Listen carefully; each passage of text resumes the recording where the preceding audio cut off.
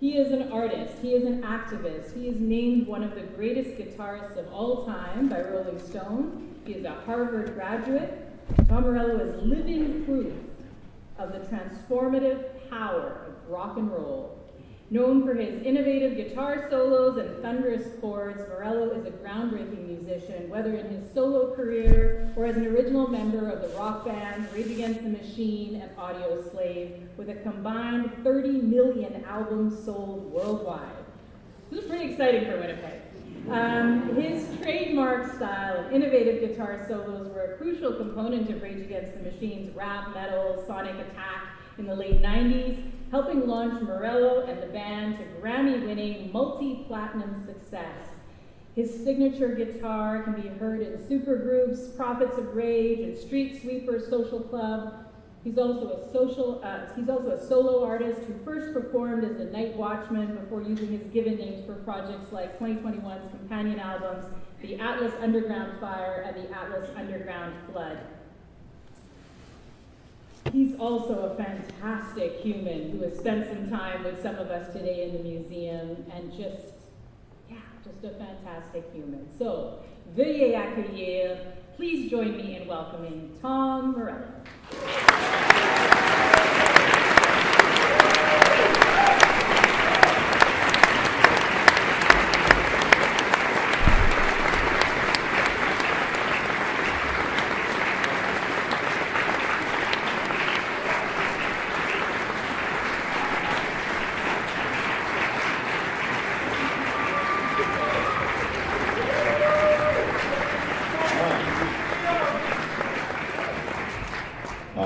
Check 1, 2. My name is Tom Morello, and I'm a soldier in the army of love. Transforming motherfuckers like Saul in Nepal, on the road to Damascus and at the Westfield Mall, in the maquiladoras and at Carnegie Hall, in the grain elevator, making fascists crawl, on the banks of the Volga, watching Messerschmitts fall. I'm the lunatic on the corner when they're dropping the ball. On New Year's Eve, we're taking it all. I'm a soldier in the army of love. Trained to fetch, beg, stay, and sit. Research suggests you're all full of shit. I ain't fixing to crawl. I'm fixing to spit. Like if Joe be strumming, like if London be calling. My trumpet's blaring, and Jericho's falling. I'm a soldier in the army of love. Alone in a cage the size of an Audi, mine gets sharper every hit to the body. Smoke box up in Bel Air, uproll the cops. I'm Danton and Robespierre, their heads on the block. I'm Dungeon, he's dragging the maid with the mop. Along came a spider, Miss Muffet done dropped. A hood and a badge, cash, credit, or check, but the maid's got a secret. She's seeing you next. She sprayed the whole office, then mopped up the floor. Black History Month got one chapter more. I'm a soldier in the army of love. Blood moon rising, cuts in time, mosh pit moving, thunder prime. The land is barren, the coffers empty. Awake, I dream of pastures of plenty. Blinded eye and broken wrist, 6 strings trace the hieroglyph. Suburban gorilla, top 10 list. Tectonic plates set to shift. 5 boroughs make the fist. Border patrol, never catch my rivers. Coal in the lungs, lead in the water. The lambs got together and led the butcher to the slaughter. I know the girl who set them free, and I'm glad they never caught her. Turn your illness into a weapon, son. Who needs a weapon when you were born one? I'm a soldier in the army of love.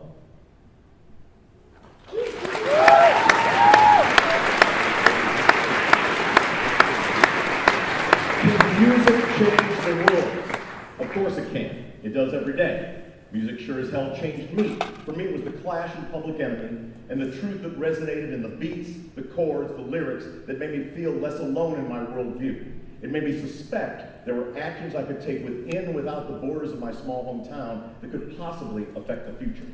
I was the only black kid in an all-white town, the only anarchist at a conservative high school, the only heavy metal shredding guitar player at Harvard University, and the only Ivy League Star Trek loving nerd in the world's biggest political rock rap band.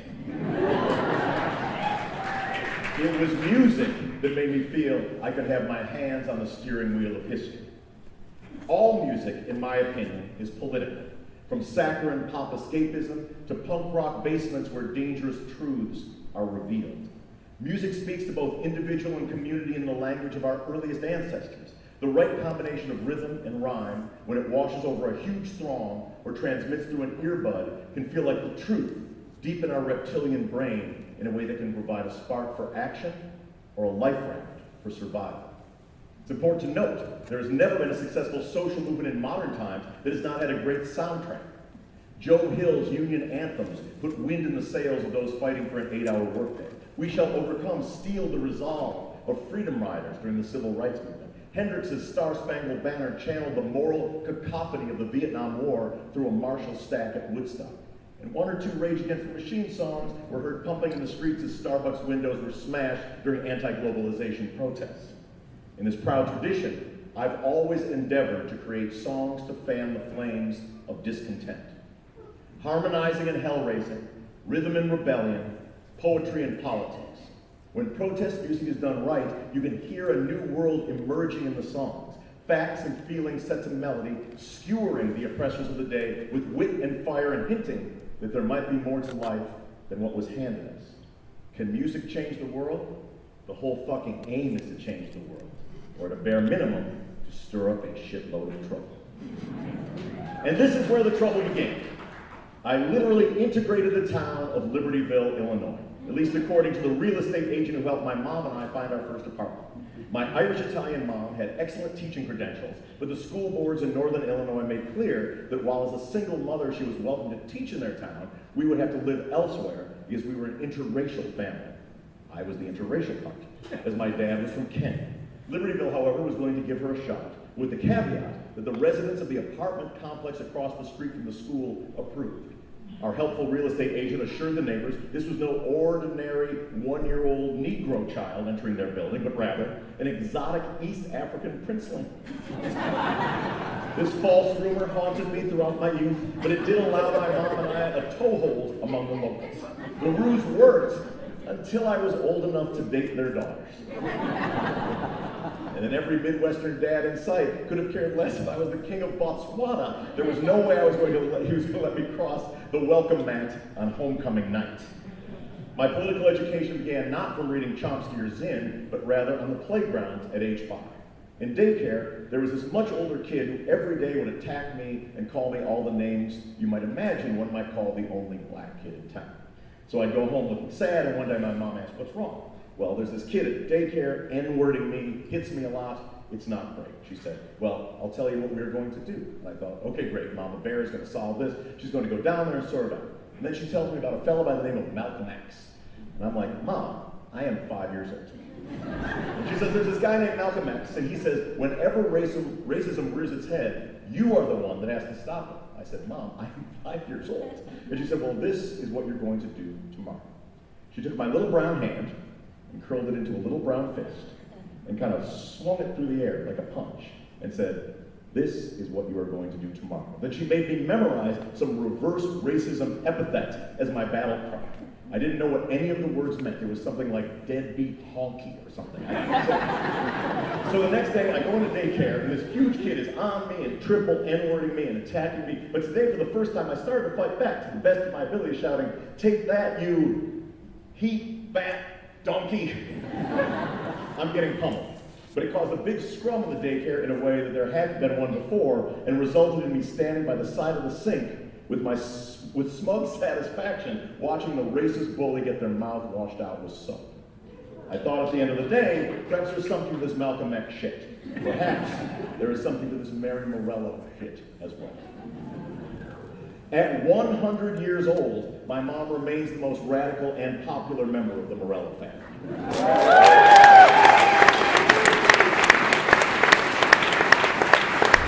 I spoke with her earlier this evening and she sends her regards. In the 1930s, she helped feed hobos during the Great Depression and supported the coal miners' struggle to organize. In the 40s, she helped raise war bonds to defeat the fascists in World War II. In the 50s, she taught international students and opposed racist Jim Crow laws. As a single woman, she's traveled to over 60 countries. In the 60s, she aided anti-colonial movements while living in Africa. In the 70s, she was a radical teacher in a conservative high school, inspiring students to challenge the system, and aided the United Farm Workers and the Urban League. In the 80s, she went on 9 peace missions to the Soviet Union and Cuba. In the 90s, she opposed the first Iraq War and founded an international organization to oppose music censorship called Parents for Rock and Rap. In the 2000s, she helped homeless people and recovering addicts get their high school diplomas at the Salvation Army and opposed wars for oil. In the 2010s, she volunteered at local soup kitchens in LA and worked with Doctors Without Borders and Palestinian aid organizations, all the while being a loving grandmother. She remains an unrepentant revolutionary in thought and deed and undertook perhaps the most radical position a parent can take, allowing her child, equipped with a college degree, to leave for Hollywood to live in a squat with the aim of playing heavy metal music and fomenting dissent. My mom's the greatest, and to this day, I still practice in her basement. My dad, Nyethe Njoroge, was a Kenyan freedom fighter and Jomo Kenyatta's nephew. From humble peasant origins, he was extremely intelligent and motivated. He was among the first Kenyans to ever attend college in the United States. Without going into detail, let's just say he was a proponent of anti-colonialism during the independence struggle. And after Kenya's independence from England in 1963, he oversaw land redistribution as the large plantations came under African ownership, which must have been satisfying. He would say, when the British first came, they had the Bibles and we had the land. 10 years later, we had the Bibles and they had the land. Now we have the land again. He was Kenya's ambassador to England for 8 years and was a stoic, formal, and effortlessly intimidating lion of a man. So formal, in fact, that sir was considered too familiar in addressing him. Ambassador was preferred. I did not meet him until I was 30 years old. He wanted nothing to do with me or my mom. Our letters went unanswered. He never saw me play guitar. His absence put the rage in my machine, but his example of helping to overthrow British colonial rule in Kenya continues to inspire me to put no reins on ambitions of freedom.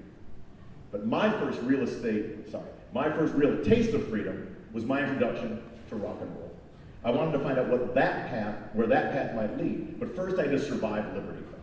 When I was 13 years old, there was a noose in my family's garage. Apparently the KKK was active in Libertyville in the 70s and 80s. The occasional cross burned on a lawn. Racist slogans scrawled on my mom's blackboard.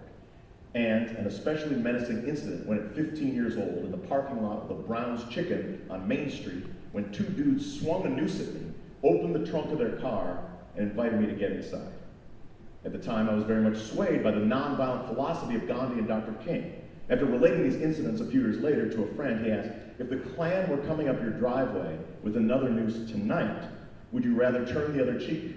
Would you rather me and my friends were in the bushes with baseball bats? Much of my career has been wrestling with and writing about that question. I dug into the history of the Black Panthers, the Weather Underground, Che Guevara. I kept a vigil for Bobby Sands as he perished on hunger strike, and when the U.S. threatened to reinstitute the draft as war loomed in Central America, in the 80s, at 18 years old, I wrote an unanswered letter to the African National Congress, attempting to volunteer for Umkhonto we Sizwe, the Spear of the Nation, their military wing in their fight against the racist apartheid regime. But it turns out the real battle was in my own backyard.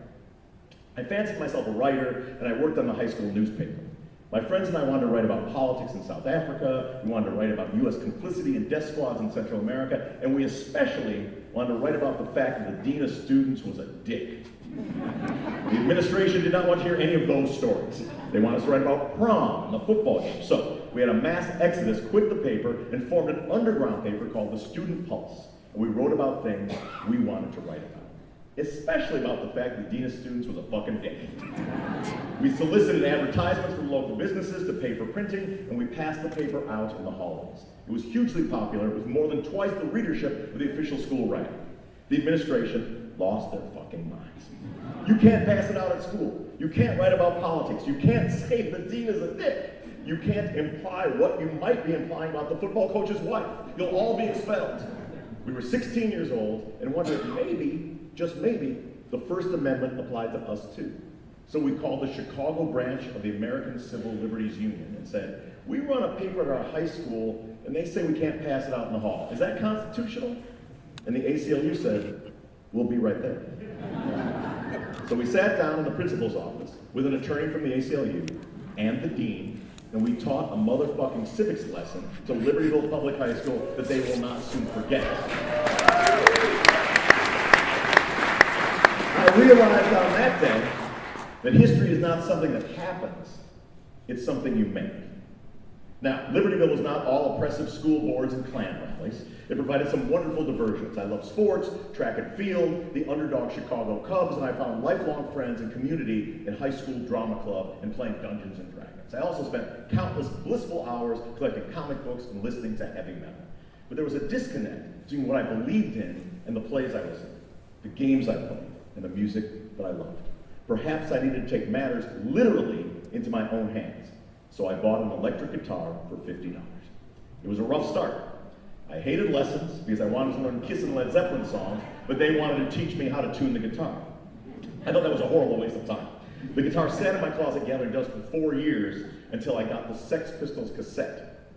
Within 24 hours, I was in a band. I didn't know how to play a chord or even how to tune the guitar, a single note on the guitar, but I knew I must form a band.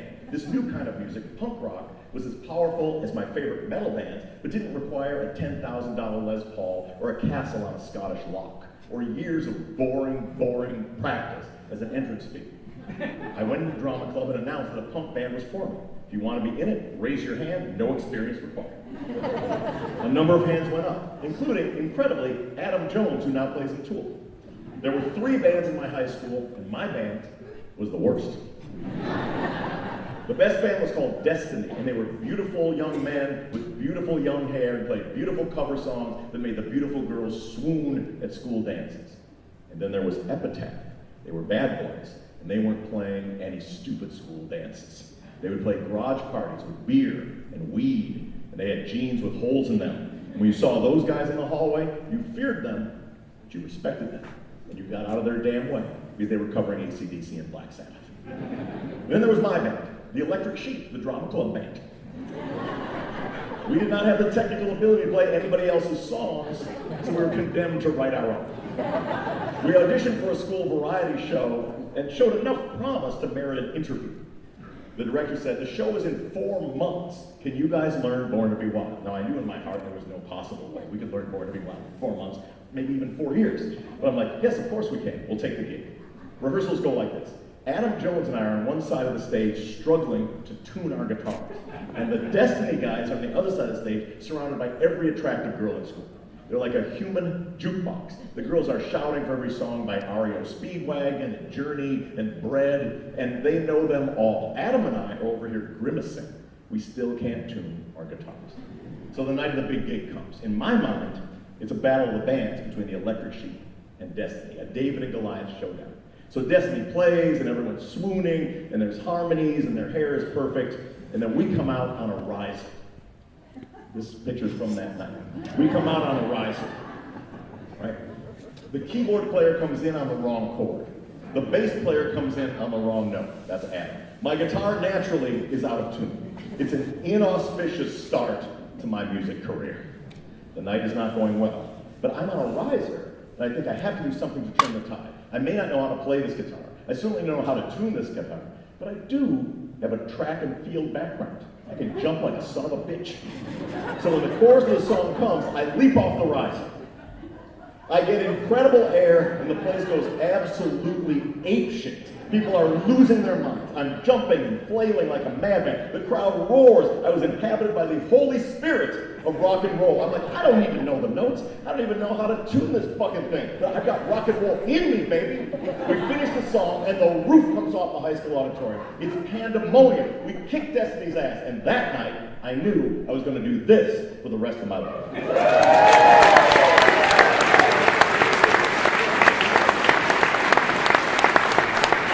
But there were challenges right off the bat. I was plagued by what I call the ghost of Jimi Hendrix. Jimmy was the only African-American electric rock guitar touchstone. And so as much as I wanted to rip Eddie Van Halen and Randy Rhoads riffs, at every single gig I ever played in my entire life, some jackass would yell, "Play Foxy Lady, Purple Haze, bro!" I mean, why can't I shred Eruption or Hotel California, for goodness sakes? It's crazy, though, that while my skin tone is the same, I've miraculously changed colors over the years. Growing up, everyone in Libertyville was crystal clear that I was black. Kids touched my curly hair, marveled over the color of my gums and palms, openly questioned whether I was intellectually their equal. Dads drew a hard line on dating. Cops occasionally cuffed me for walking down the sidewalk. We've already discussed my rocky relationship with the local Ku Klux Klan. So see, I was black. Then later on, I played in a famous band. The band's music had many of the markers typically associated with white hard rock music. We appeared in magazines and on radio stations generally reserved for white artists. My speech and vocabulary in interviews were not stereotypically urban. And lo and behold, there is a segment of my audience that freaks the fuck out whenever I reference being black. To them, I must be white. This is a cognitive dissonance that is real, pervasive, and has haunted me throughout my career. There's this mental discomfort triggered when their belief, I'm a fan of Tom, Tom's white, clashes with new evidence, Tom says he's black. They don't sleep well at night. And while I sincerely appreciate the good-hearted fans who chime in with, "I don't see you as any color, Tom. I'm colorblind. I just enjoy the music. Thank you. This is 2023, and you're missing the whole point." But pigmentation aside, I just wanted to make noise. I wanted to make songs. I wanted to rock. Then the craziest thing happened, interrupting my rock dreams. I became the first person from my hometown to ever get accepted to Harvard University. Now trust me, I was not some unique genius. No one from my town had ever applied before. So, for real, the bar was low. Expectations were low. I go into the dude's office, he's like, you're a shoo-in at University of Illinois. I'm like, well, that sounds nice, but that musty ledger behind you, is there any other universities that I might want to go to? So I packed my bags and off I went with Marx's Capital under one arm and my Gibson Explorer under the other. Now, I didn't choose to be a guitar player. It chose me. While a freshman at Harvard, it was on an ordinary afternoon in a small basement rehearsal room, tucked behind some vending machines and a foosball table, that the skies parted and my future was decided. It really felt like a calling. I had no choice in the matter. My other interests retreated. I would be a guitarist. Now, my great-uncle Carlo did play violin for 40 years in the Chicago Symphony Orchestra. My grandfather was a talented pianist, but here I was, a spandex-clad dreamer with no natural ability whatsoever, trapped in an honors major at an Ivy League school.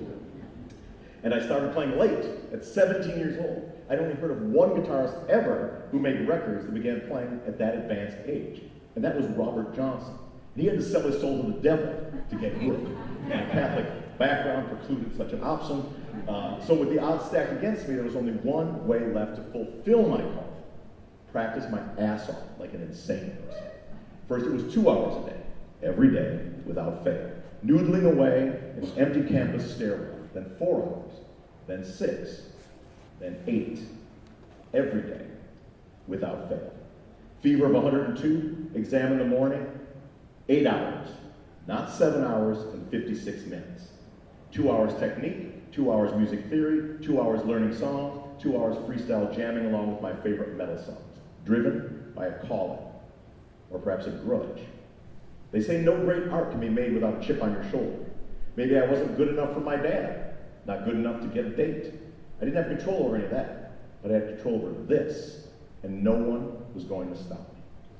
Once saddled with this calling, I had to figure out how to use the damn thing to great purpose. I love metal, but it was sometimes pretty silly. I love punk, but they couldn't play their instruments very well. I love the fledgling genre of hip-hop, but those artists didn't use guitars. Was it possible to combine revolutionary politics with screaming electric guitar? Was it possible to make my guitar a divining rod for truth, an Excalibur of righteous fury? Well, I sure as hell wasn't going to find out in Harvard Yard or racist old Libertyville. So after graduation, I packed up my 1985 Chevrolet Astro van, which is in this museum. I got in it, I opened the door, got in it, and like all the curators freaked out. They're like, it is the rock and roll. I'm like, it's my van. I've been in that for like 50,000 hours. It's my van. It's like, well, I'm gonna ruin. Have you seen the thing? It's a piece of crap. What am I gonna do? It's ripped to bit. Anyway, It was nice to see her again. If you haven't visited her, please do. So I packed up my van, and like so many before me, sought answers in Hollywood, California. My ad in the paper read this: lead guitarist seeks hard rock band with neo-Marxist politics into rap and Black Sabbath. My phone was not ringing off. In Hollywood, I was virtually unemployable as well, even with my degree. With my limited work experience, that is 5 summers dancing in tights and strumming pirate shanties at the Wisconsin Renaissance Fair, I was turned down at Sears Retail, and no one would even hire me to sell Iron Maiden t-shirts on Hollywood Boulevard. And so, of course, I took the next logical step, which was to become the scheduling secretary for a United States senator. While Senator Cranston, God rest his soul, was very progressive on a lot of issues, working in a politician's office cured me of ever wanting to follow that path. I saw firsthand how the sausage is made, and it's worse than you imagine. Most of what I was scheduling was time for the senator to milk rich guys for money. 10 calls waiting at a time. Can you hold for the senator? Each one gets the smooth pitch, the arm twist, and none of that money comes for free. But the final straw for me was one afternoon when a lady called up with a complaint. She was mad as hell that Mexicans were moving into her neighborhood. She demanded the senator do something about it. Now, I'm not sure if she was suggesting an ethnic cleansing pogrom, but I let her have it. Ma'am, you are a damn racist and you can go to hell. I hung up the phone confident that I represented the senator well. Or perhaps not. I got yelled at for 2 weeks by everybody up and down the chain of command. And I realized clear as day that if I can't tell a damn racist to go to hell, I'm in the wrong job. Thankfully, in rock and roll, I've been proudly telling racists to go to hell for decades now, so I think that I made the right choice.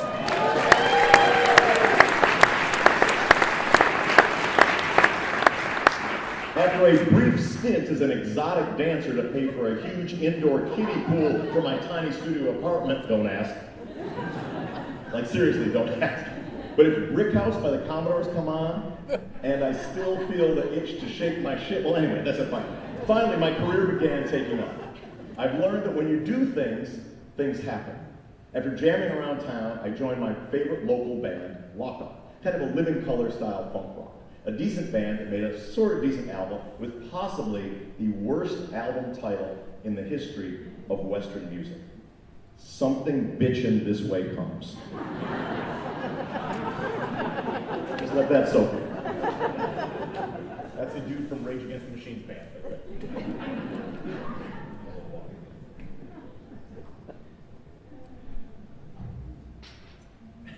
We wanted to be successful, we wanted to be rock stars, so we did everything the record company asked. The music got smoother, the most kick-ass songs got left behind.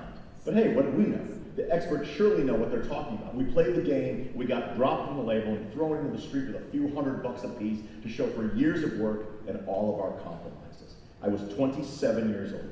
I had had my grab at the brass ring, I blew it. I was never going to be a rock star. But I was still a musician. I didn't have a choice in that. So on the day that Lock Up broke up, I made myself a solemn vow. I was never going to play another note of music that I didn't believe in. And that day, I started writing the riffs that would comprise much of the first Rage Against the Machine record. I wish I could tell you that the 4 members of Rage Against the Machine met in a prison yard, but it did not really happen like that. Brad put an ad in the paper that said, hard-hitting drummer seeks band, plays like John Bonham meets James Brown. I called. More than 30 years later, he's still delivering on the promise of those words. Timmy C was an outrageous Orange County pit fighter who had once bullwhipped his junior high teacher in front of the class. He had the technical ability of Les Claypool or Geddy Lee, and his roaring, distorted bass sounded like 2 Black Sabbaths playing at the same time. Zach, from the outset, was a punk rock James Brown, part Bad Brains, part Subcommandante Marcos, with a razor-sharp intelligence, musical chops, hip-hop swagger, and an uncompromising revolutionary zeal, one of the most electrifying, riveting performers of all time. Now, the band had no commercial aspirations whatsoever. Why wouldn't? There were no militant leftist rap, punk, metal bands comprised of a Chicano dude, a Kenyan, Irish, Italian dude, a Jewish dude, and a pit fighter with a bullwhip playing the Hollywood scene, let alone making albums or being heard on the radio. We rehearsed in an industrial park deep in the San Fernando Valley. A worker passed by regularly and one day asked, "What are you guys doing there?" I said, "We're a band." He asked to hear us, and I said, "Wow, you'll be the first person to ever hear our music." He sat down while we performed a couple songs. After we finished, we asked him what he thought. He paused, stood up and said, "This is the first person to ever hear Rage Against the Machine." After we got done, paused, he stood up and he said, "Your music makes me want to fight." Our first show was in a Huntington Beach living room. Timmy knew a guy whose parents were out of town, so we set up between the couch and the armoire and gave it a go, even though we only knew 5 songs at the time. The first song we played ever was "Take the Power Back," and Tim was so amped that he slapped the bass at twice the normal speed. But when the beat dropped, the room just exploded. Huge mosh pit in the living room, furniture overturned, pure, wild, total destruction. We finished the 5 songs and people screamed for more, so we played the same 5 songs again. And we were off. My playing transformed with Rage Against the Machine. I began to identify as the DJ in the band. With the rise of hip-hop, music pundits at the time were saying that the guitar was obsolete because DJs could make any sound a guitar could make with samplers. I took it upon myself to try to make DJs obsolete by making any sound that they could make with my bare hands. After all, the electric guitar is a relatively new instrument on the planet. It's just wood and wire that can be manipulated in a variety of non-traditional ways. By deconstructing the possibilities of that wood and wire, I took the first tentative steps from being content being a musician to trying out being an artist. Being a musician requires technique. Being an artist requires ideas. Now, my 8 hours a day were spent practicing eccentricities in my playing. Make a mistake, repeat it 16 times, make it the cornerstone of the song. The toggle switch, the tuning pegs, the power jack, every inch of the guitar became fair game for creating sound and texture. And more I became inspired by sounds and ideas outside of rock and roll. Police helicopters, animal noises, the nuanced comedy of Richard Pryor, and the Racehorse Secretariat's 1973 Belmont Stakes victory were all an inspirational mood board as I was finding my own voice on the instrument. Yes, I know, the Secretariat thing sounds crazy. But Secretariat was not just a great racehorse, there were plenty of those. The 31-length victory in the Belmont Stakes defied physics and biology. It was a supernatural performance that indelibly upended the sport and left everyone shaking their heads and marveling, what the fuck just happened? That's what I was aiming for in my guitar playing. The blinders were off. I was for the first time hearing riffs and sounds coming out of my guitar they'd never heard coming out of anybody's guitar. The sonic horizon was wide open. Now, I wish I had a dime for every time I've heard Tom just shut up and play guitar. But I realized that even with my mouth shut, I might still stir up a shitload of trouble. Music can be revolutionary even without lyrics. In the atonal gliss of John Coltrane, the cacophonic funk of Public Enemy, the Hendrix feedback frenzy, the rhythm is the rebel. If a melody or an instrument or a genre can be utterly transformed by creativity and will, might society be utterly transformed by creativity and will as well? It was worth trying to find out.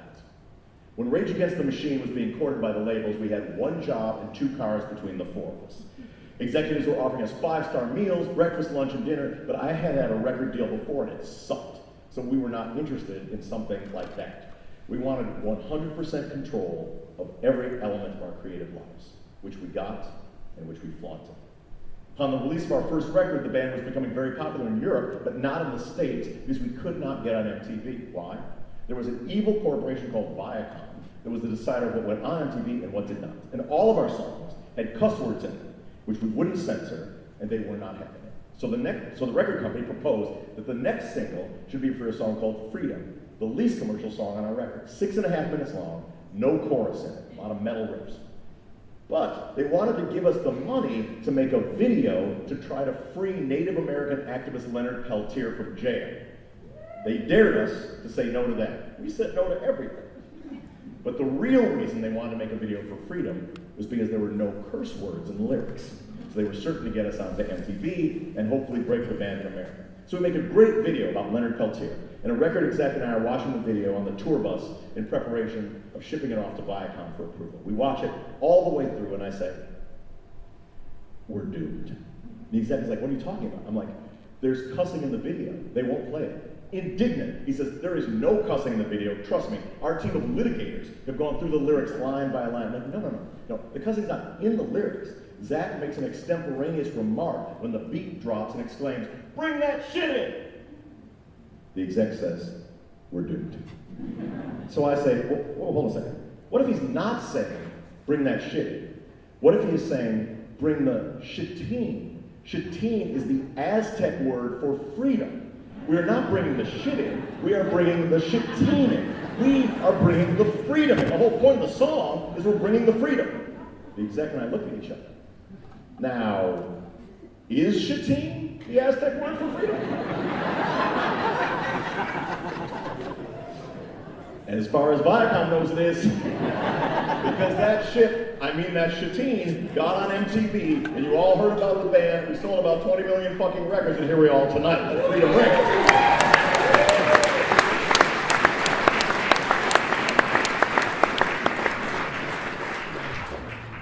Rage Against the Machine, this is a confession, predicted that Donald Trump would be president. In the video for Sleep Now in the Fire, which was directed by Michael Moore and shot in the New York financial sector, there are various ironic placards held by day traders, and one of them reads, "Donald Trump for President 2000. So, we take some responsibility for all this bullshit, and I'm so sorry.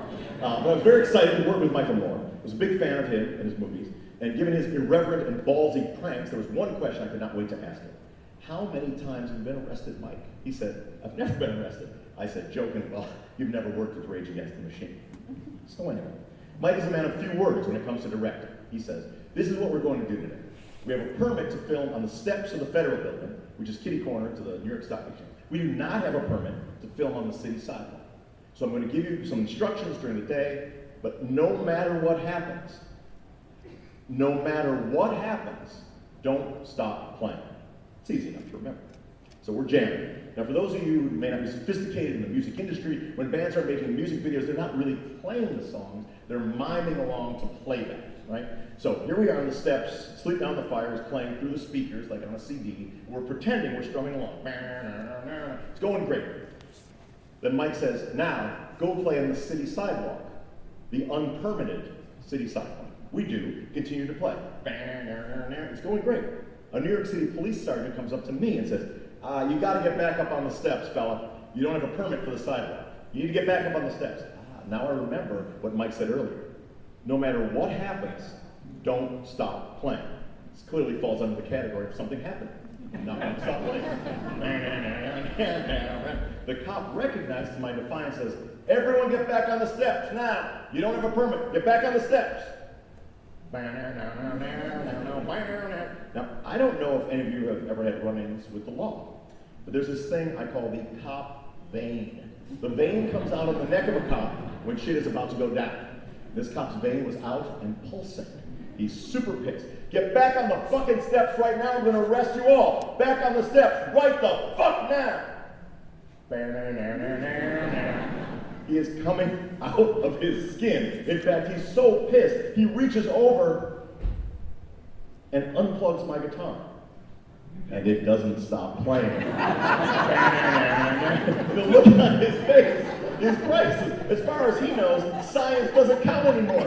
That guitar is unplugged, and yet the riff is hot. So he reaches over and plugs Timmy's bass. He takes the drumstick. There's no addition that adds up to the music still playing, and yet still, defiantly, miraculously, it plays. The look on his face is one of religious horror. He's clearly found himself in a convent of warlocks that have some kind of magical powers of sound. So he does the only thing he could possibly do since he's terrified of us. He arrests Michael Moore.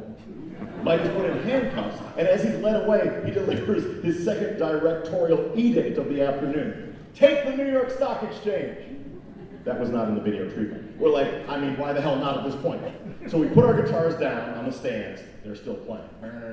Still playing. I'm the first one through the door of the stock exchange. The security guard in a frumpy jacket, and he says, "May I help you?" I say, "Yeah, I'm here. My name's Tom. I'm here to take the New York Stock Exchange." Is that a right or a left, sir? The guard hits the panic button, and the riot police come, and the huge steel riot doors slam down. They physically expel us from the building, and all the shit shuts down. And for the first time in the 200-year history of the New York Stock Exchange, Michael Moore and Rage Against the Machine made capitalism grind to a halt on a Tuesday afternoon.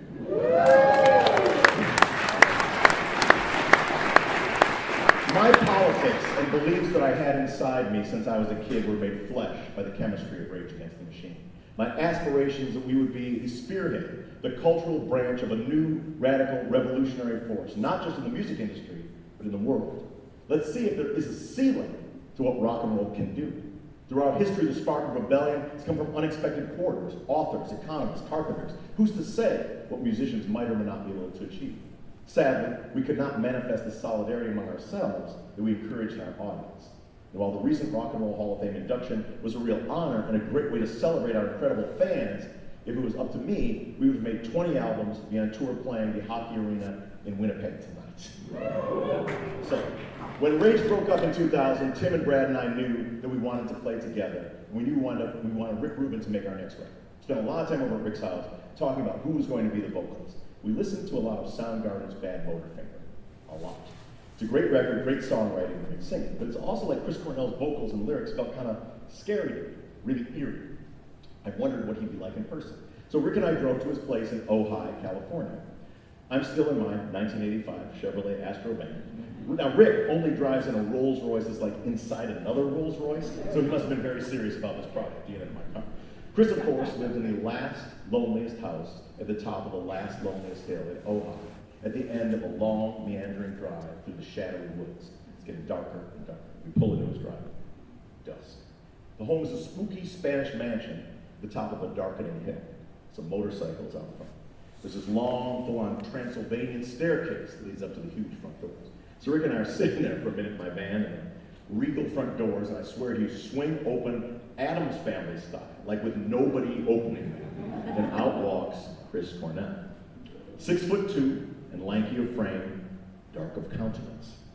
He starts slowly loping down the steps, coming towards us, step by step. Rick turns to me and says, "Let's get the fuck out of here." Fortunately, we did stay. And for the next 6 years, it was an honor to be in a band with such a tremendous talent as Chris Cornell and to make those 3 audio slave records. Obviously, Chris Cornell had one of the most beautiful and ferocious voices in the history of rock music. The one time I've been in Winnipeg before was at an audio slave show here. Was anybody there? He was also an incredible crafter of melody, no matter what kind of musical track he threw at it. He had a super heavy, complicated juggernaut riff or a simple 3-chord progression. His unique ability to pull from the ether both chilling beauty and thundering power was one of his greatest strengths. I also credit Chris and Soundgarden for almost single-handedly redeeming hard rock and metal. Chris infused his plutonium-grade Zeppelin riffs with a nuanced poetic sensibility and a heavy dose of intelligence that was previously unimagined in the genre. In Audioslave, Chris continued peaking as a songwriter and a lyricist. What a pleasure it was to stand beside him on stage and in the studio for all those years to watch that humble friend and rock god at work. And while Chris wrestled with demons throughout his adult life, he managed to harness those demons and ride them like a motherfucking lightning-infused Marshall Stack-strap chariot of mythical power to create some of the greatest rock and roll of all time.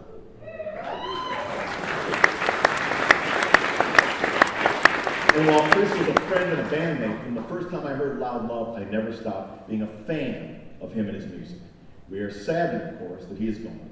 But the memory of his unbridled rock power, his chiseled chest, and outrageously perfect hair, and most of all his music, is with us forever.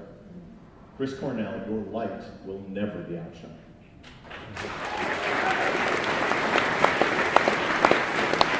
In a world where a lot of musicians come and go, I know 2 things are invincible, will endure forever. Your beautiful voice and our love for you.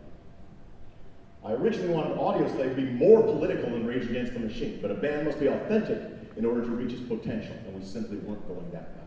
But it was imperative for me to have my activism in my art and art in my activism. And so the nonprofit organization Axis of Justice was formed, and the Night Watchman was born. I saw a kid performing at a talent show at Covenant House, a teen homeless shelter in Hollywood. His acoustic guitar was out of tune, his voice shook, but he played like everyone in the room's soul was at stake. It made me think maybe I need to get involved in music like that. I was always drawn to heavy music.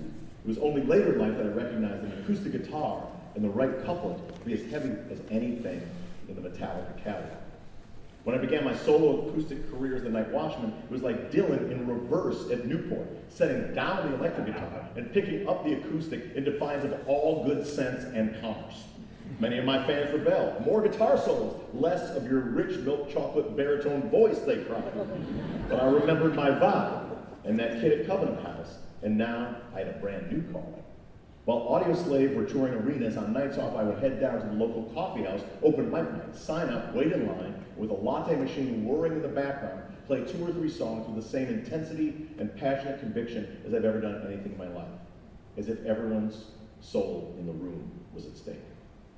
There's a great liberation in playing folk music. My one-man revolution was not just an album title, it was a personal crusade and a cathartic artistic upheaval. Free from the constraints of band consensus, I could pick up my guitar and guerrilla style be in the front lines of any protest or rally. Until the night watchman, my personal expression, while cranked to 11, was evidenced in big riffs and crazy solos. But via these songs, I found out who I really was. I wrongly assumed that as a solo artist, my songs will all be political screeds, and yes, some are. But what poured out were these dark existential ruminations, a purging, or at least a wrangling with demons I was not consciously aware of. To this day, the 4 Night Watchman records are the truest expression of self in my catalog. I'll be playing a few of those later tonight. For me, it was paramount to meld my convictions with my vocation and fulfill the one promise every artist or musician should cross their heart and make, and that is to tell the truth. In front of 10 or 10,000, at countless protests and rallies, I never felt more connected and understood than when playing these songs, unburdened by the bindings or the gilded trappings of rock stardom. These songs enabled me, perhaps for the first time, to peek into my own singular musical soul, stretch myself as an artist, and be open to diverse collaborations. Now, the E Street Band was a great band for 40 years without me in it. So when I joined, I was like, just please let me not make it worse. That's really all I was hoping for. I've been friends with Bruce Springsteen for about 8 years before I started playing with him, but it was always difficult getting comfortable calling Bruce Springsteen my friend because he is the only friend I have that I subscribe to fanzines about. And he's the only friend that I have that I once chased down Sunset Boulevard trying to kiss his head. He doesn't know that, so please do not share that with him. His commitment and conviction to his art and to his audience is absolutely without peer. It was an honor and a real blast to stand shoulder to shoulder with him and the mighty E Street Band night after night. The first time we played together was in Anaheim in 2008. We spoke the day before, and I suggested trying The Ghost of Tom Joad, because I was a big fan of his acoustic version, and Rage had recorded a riff rock version of it as well. When I arrived at soundcheck, I was mortified to find that he had, surprised, raised the key of the song by 8 steps. Harder to sing, harder to play. All of a sudden, I was woefully unprepared and about to blow my one chance to jam with the E Street Band. So, I'm melting down at soundcheck, and Bruce felt my vibe. He put his hand on my shoulder and said, "Tommy." First thing I thought was, Bruce Springsteen calls me Tommy, that's fucking awesome. He said, "Tommy, we're going to do it in this key, and it's going to be great." I thought, well, thanks, Jedi Master Yoda, but I still don't know how to play it in this key. But the Jedi speech calmed my nerves, and I figured, there's like 15 people in the E Street Band. They can play the chords in this new key. Can I sing a song of social justice with conviction? Yes, I can. Can I play a guitar solo? Hell yes, I can. And so I prepared a surprise of my own. During the sound check, I didn't give away anything during the guitar solo, just throwaway blues licks. But when the time came, and a half a bottle of Jameson later, I pulled out every trick in the book. The energy built and built in the room. I was shredding away, and Bruce was like, keep going, keep going. 84 bars or something later, the song and the solo all came to a seething, powerful finish, and we just looked at each other and laughed. Holy shit, Bruce, that was the right key after all. And so I played with him on and off over the next 6 years. The last US tour that we did together, in 34 shows, we played 182 different songs. But I'd always take about 20 seconds during each show, just look over at Bruce Springsteen during Born to Run, just trip out with a goofy, grateful grin on my face. I love that. A band is great because of chemistry. Together you can create something that none of you could alone, a unique combination of talents. In Prophets of Rage, the legendary Chuck D, Be Real of Cypress Hill, DJ Lord, my longtime companions Tim and Brad and I, spoiled to serve in their company and rock the planet with them nightly. That's chemistry. A solo artist draws from the strength of purity of vision. With the Atlas Underground, I tried to combine the best of both worlds, a curated, overreaching vision of a new sonic alloy of rock, EDM, and dangerous truths, but each track a collaboration of unexpected promise.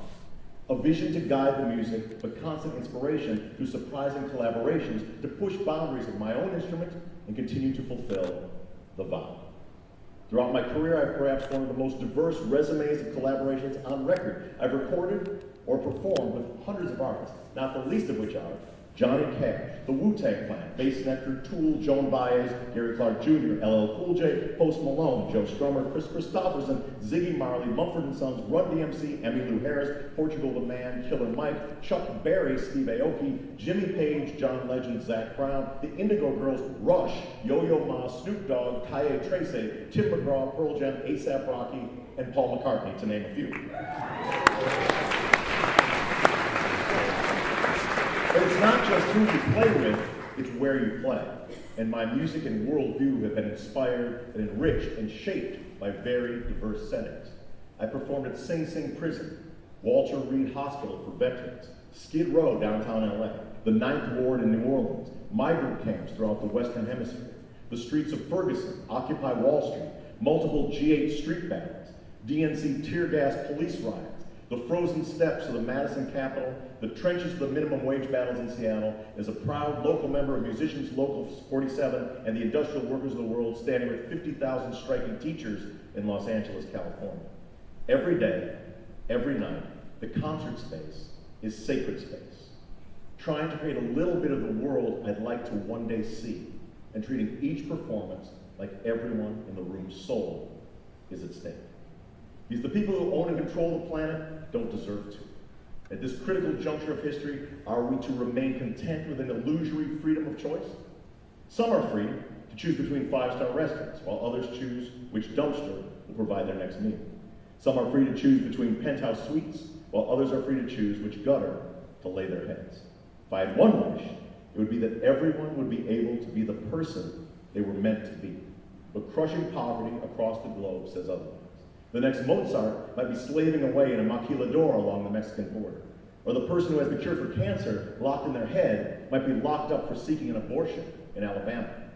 That is the great opportunity cost of our time. Sometimes it seems insurmountable. So what's a poor boy to do except to play in a rock and roll band? The goal is simple.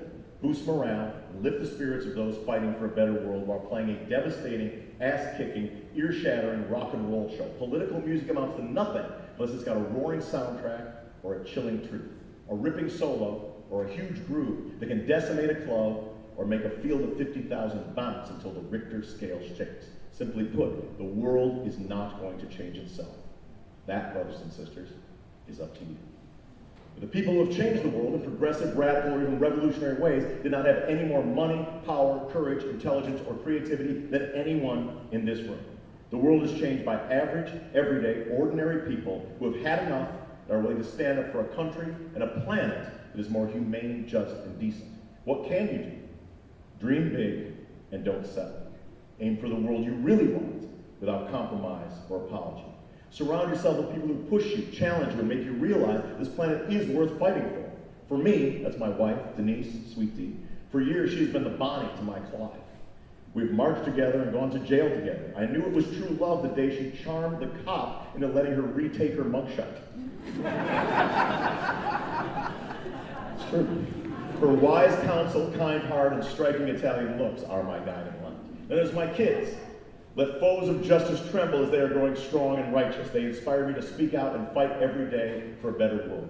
And carving out a safe space for their laughter is the best revenge against the racist bullies of my youth. There's my daughter, the brilliant Ruby, who has a modest career ambition, and that is to be the first, second, or third woman president of the United States. My kids, Noah and Riley, are on equally beautiful paths of self-discovery. And oh yeah, my dad, the ambassador. Well, he finally came around. He thanked my mom for raising me right, asked my forgiveness for not being there, and with beaming pride showed off his beautiful grandchildren to everyone in Nairobi. My kids, they don't even have to call him ambassador, as they're crawling all over him, showing him our family photo books, catching him up on a lifetime of memories. He insists they call him Guka, which is the playful Kikuyu word for like grandpa or grandpappy. And yes, he did finally see me perform. Historic review, this is exact words of my dad said. The audience seemed to come in with high expectations, and I believe they were met. Yeah, take it. God bless you, Dan. Today the world feels like we are in Pompeii with the volcano erupting and the only boat out of town is the Titanic. But history, like music, is not something that happens, it's something that we make. Harmonizing and hell-raising, rhythm and rebellion, poetry and politics, there is solidarity in song. If we can sing together, maybe we can work together, fight together, win together. Martin Luther King said the hottest place in hell is reserved for those who remain neutral during times of moral conflict. This is one of those times, so get off your ass. If you're a nurse, join the nurses union. If you're a student, start an underground paper. If you're an athlete, take a knee. If you're an anarchist, throw a brick. If you're a soldier or a cop, follow your conscience, not your orders. If you're a human being, stand up for your planet before it is too late. And remember, being on the right side of history sometimes means being on the wrong side of the law. The people who hid Anne Frank were breaking the law. The people who killed her were following it. For me, on my best days, all I really do is play some cool guitar and amplify the voices of grassroots, rank-and-file fighters for social justice who work and toil and sacrifice with no hope of one day speaking at a classy event at a museum like this. It is their courage, and perhaps yours, that will help forge a more humane, just, and peaceful planet. The responsibility we have as artists is to tell the truth as we see it. If you do have a point of view and censor yourself, whatever your vocation, out of fear or passivity, you've done yourself and your times a grave disservice. At this historical juncture, brothers and sisters, it is all hands on deck. So tomorrow, head out and confront injustice wherever it rears its ugly head, in your home, in your school, in your place of work, in your country. And for goodness sakes, if you are from Canada or the US, demand that your government stops aiding and abetting and making bullshit excuses for murderous war crimes in Gaza. It's time for human rights for all. It's time to free Palestine. It's time to change the world. It's time to change the world, or at a bare minimum, to stir up a shitload of strife. Oh yeah, and Libertyville, it's still there. A few years ago, I was asked to be the Grand Marshal of the Libertyville Days Parade, the highest civilian honor afforded to a pastor point resident. I agreed, it's kind of a lark. There I was, sitting in a convertible with my family. Rolling down this main street, laughing, flags waving, kids chasing candy in the street, fun. Then we drove past the Brown's Chicken parking lot. You might remember that. It all came flooding back. No dudes swinging a noose at me with an open trunk this time though. Just residents in lawn chairs cheering. We're proud of you, Tommy. Rock on, Tommy. Don't always agree with you, but I loved you, Guitar Hero, Tommy. Grown man. Ha. One fellow had the candor to snicker, hey, Tommy, just shut up and play guitar. Shut up and play guitar. Oh, I'm going to play guitar all right. But when I pick up the guitar, I will never put down my free speech rights. I will never shut up about human rights. I will never shut up about justice. Shut up and just play guitar? Sorry. I'm very sorry. But fuck you, I won't do what you tell me. I'm a soldier in an army as well. Thank you very much. I look forward to talking to you nice people later. I appreciate you very much.